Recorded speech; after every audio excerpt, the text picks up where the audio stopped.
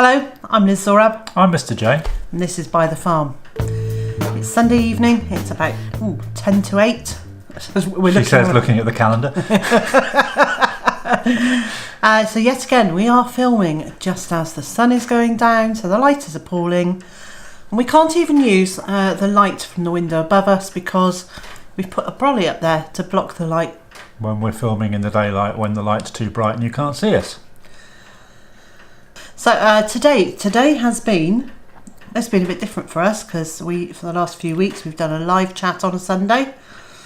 In the scorching heat. Which we haven't. Yes, it's been hot each time and I've sat around saying how hot it is. But we haven't done one today, so there's been a video up today about... living above your head. Harvesting above my head, not living above my head. The only thing living above my head are the flies in that umbrella. And the elderberries on the elderberry bush. Yes, that's true. So that was today's video. If you haven't seen that, by the way, there's some lovely high-speed footage of balloons. Balloons are very slow, normally. These hot ones, air balloons. Yeah, but yeah, well, yes, sorry, obviously, hot air balloons. But these ones are going quite quickly because Liz has sped them up. I wonder if does that mean they were using helium instead of...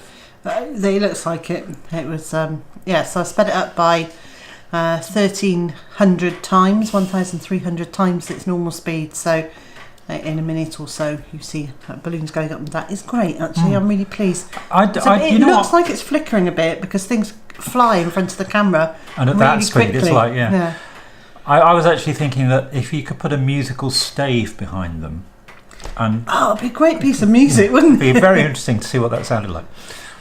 Any musicians watching, try it and let us know. Yeah, that would be... We'll split the copyright with you. That would be a really interesting exercise. Anyway, so that was today's vlog, and this afternoon, Mr. J and I have been for a walk in the fresh air, off-site. Because we needed to go and blow a few cobwebs away. It's been raining on and off most of the week, so I haven't been outside an awful lot. You're looking at me shocked. Has it? It has here. Oh. Well, hence on and off. Well, yeah, it's just, 8 miles down the road where I've been trudging up and down pavements and putting letters through letterboxes. It hasn't rained as much. One day we had, but you came home one day and said, whoa, it's been raining. And it hadn't been raining where I was. So anyway, I've been inside more than I normally would, so I felt the need to go and blow some cobwebs away. So we've been down to the local beach. And she found some cobwebs and blew them away. And admired how high the tide had been recently. The seaweed is right up by the seawalls, isn't it? Yeah.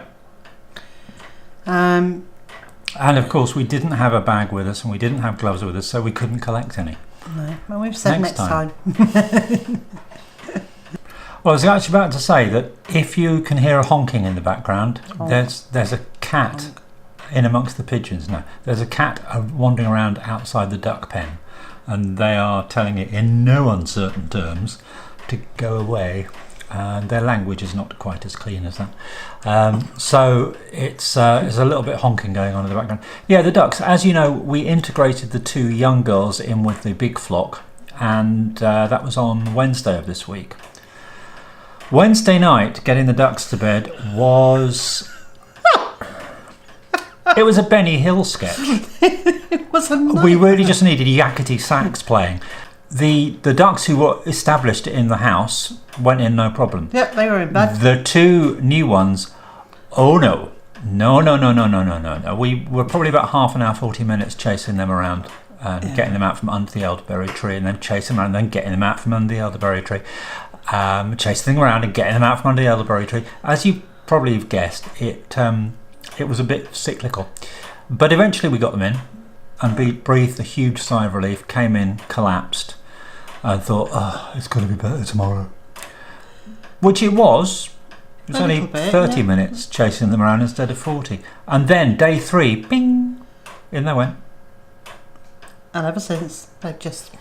Well, to be fair, yesterday was day 4. Tonight could be entirely different. The rest of the time, one night. No, they were good as gold last night. They were weren't they? excellent, yeah.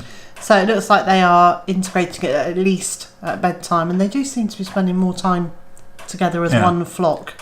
And the turkeys have also got better about going to bed. Yep, they've worked out how to do that. And the young Australorp chicks that we've been carrying in from the chicken condo through the covered walkway into the shed that they live in for the last couple of months or so, because they've just been going, no, we want to roost here, we're not going in.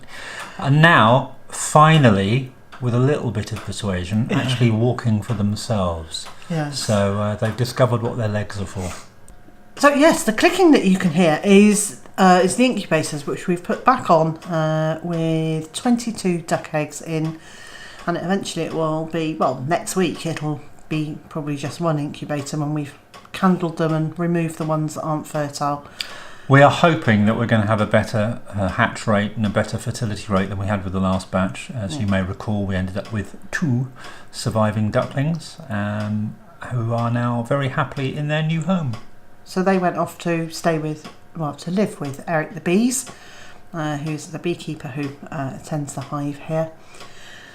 So we're hoping that we will have a few more than 2. Yes, we would like to have the next batch of ducklings. I think 7 would be nice. 7 or 8 seems to be a very good number for ducks. They seem to flock together quite nicely in that quantity. So we're also expecting some guinea fowl eggs to arrive in the next few days, so they'll be going into the incubator in probably about a week's time, thereabouts. Yep. Once they've had settling down time. So that'll be interesting to see what happens as a result of that. I mean, ostensibly we'll hatch guinea fowl, but we'll see. We could hatch anything. Could be no, not porcupines. anything. No, you can't hatch porcupines. Been vaccinated.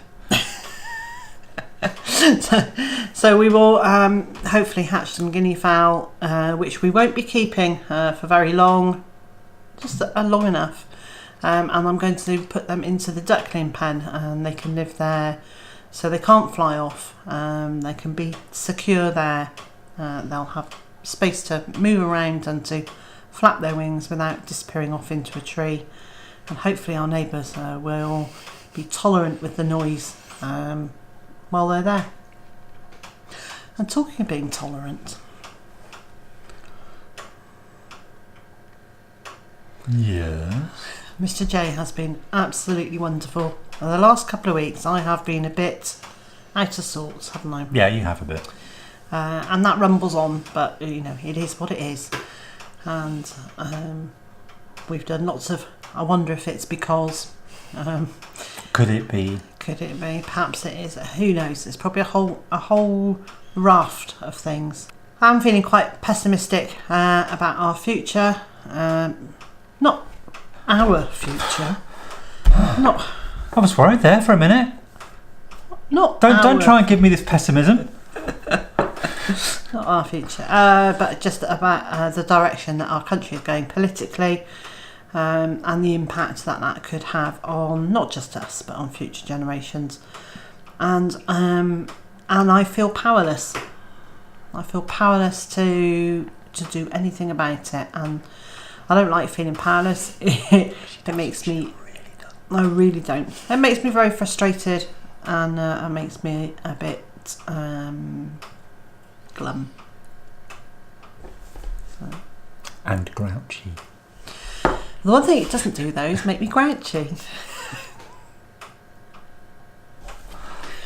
Honestly. Sorry, you may have just had the camera knocked there as her nose grew so large it knocked it sideways. So that's where.